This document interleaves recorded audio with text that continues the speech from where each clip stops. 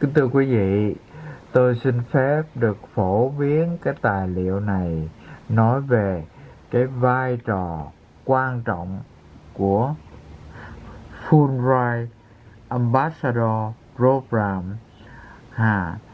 cũng như Fulbright Scholar who serve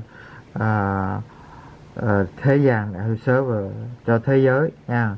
Mời quý vị nghe cái đoạn tóm tắt của ông giáo sư này. Thành ra mời quý vị nghe đây. Vì cái tài liệu này nó phải kéo dài tới 57 phút lận, nhưng mà tôi chỉ tóm tắt trong vòng 15 phút đủ rồi. Dạ. How do internal power dynamics shape the prospects for stability of the reform in the near term? Great. Well, thank you so much, Professor, for having me. And just to start out, I want to congratulate all of those involved in Fulbright. I think it's one of the most important programs that we have. It increases international understanding. I've yet to meet someone who's involved in Fulbright who isn't just a passionate person for international understanding and engagement. So congratulations, and I do appreciate your service and what you all have done and are doing, depending on who we have on the call today. So let's talk a little bit about what we've seen in Venezuela. And I want to start by being very clear.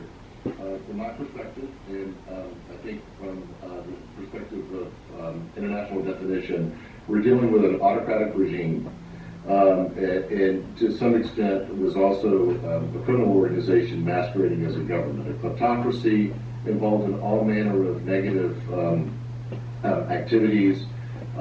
Stole an election in July of 24. Its bad policies have led to nearly 8 or 9 million Venezuelans, 25% of the population leaving.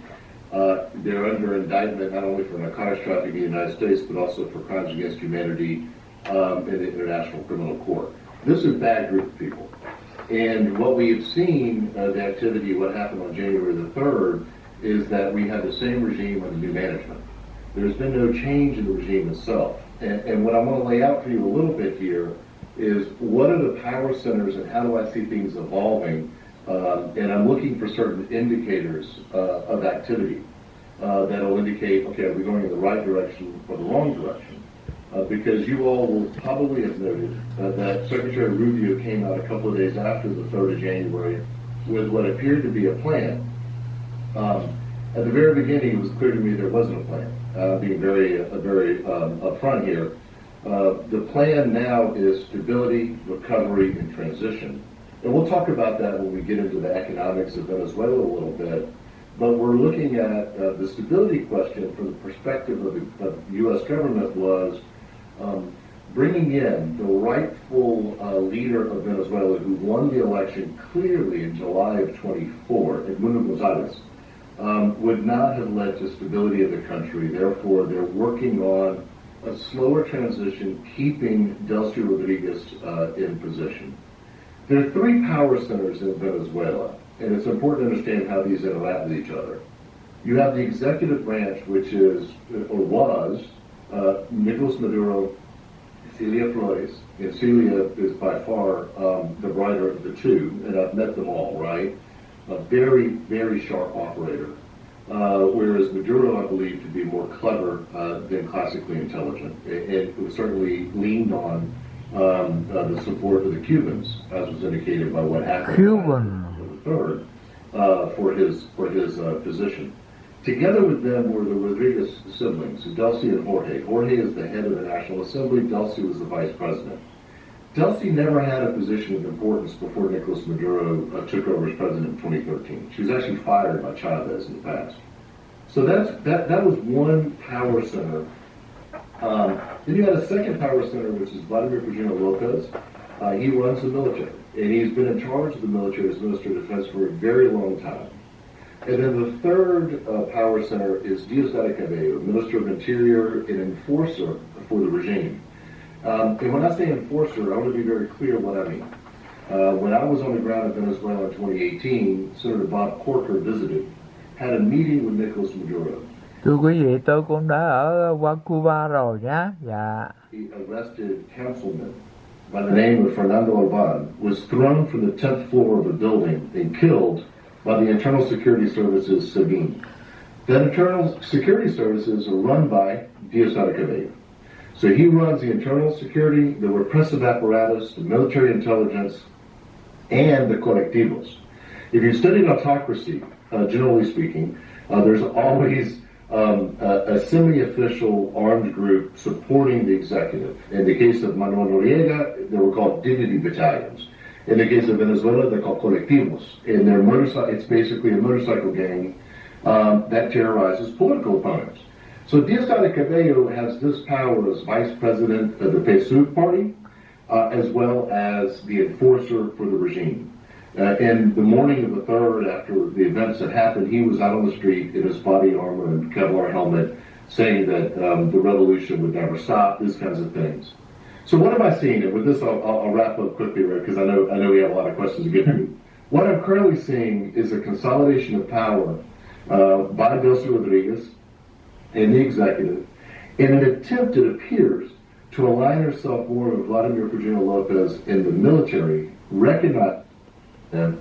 I have a very good, close relationship with all of those people, Guaido and Lopez, and I worked very closely with Maria Corina Machado during a period of time.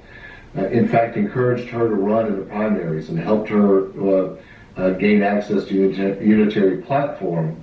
And that's something I want to underscore. I do believe there's a tendency for us to blame the kidnapped people of Venezuela rather than the kidnapper for the fact that they've been kidnapped. There are differences of opinion. Some of them run deep. The G4, the big four political parties that ran the National Assembly and from which Juan Guaido came, Maria Corina Machado wasn't involved in the interim government structure of Juan Guaido at all. Wasn't supportive either. Didn't engage at all. She had her own positioning. And then you have differences of opinion between Voluntad Popular and Primera Justicia. That would be Leopoldo Lopez and Julio Borges, both of them residing in Spain. But at its essence, when an election comes around, they do align behind a champion. And they aligned behind Maria Corina Machado. She received over 90% of the vote in the primary. And then Edmundo Gonzalez, who ran in her stead, received 70% of the vote in the election. I believe during an election they can become aligned. It takes some work sometimes because people have differences of opinion, but that's healthy. Celebrate Maduro being in jail and to also want democracy and to recognize that the methodology of doing this was difficult and showed the constraints placed on international organizations and international law for dealing with people who don't operate this way. I used to say, the American Revolution, we won because we didn't play by the rules of war. We were a guerrilla outfit, or you said that about the Viet Cong in Vietnam. We didn't line up and shoot at each other like the British were used to. This was an MMA cage fight, not the Queensberry rules of boxing from the 20th century. So I think in your engagements with people, and you'll engage with people who are going to have serious disagreements with the how, start talking about the why. And start asking the question about how do we avoid this in the future. And for me, it was instructive that some of the loudest voices complaining about this intervention were eerily silent when Maduro refused to produce the proof of his victory in the election in July of 24. So you can have different thoughts here, and what I recommend is what I kind of try to do as well.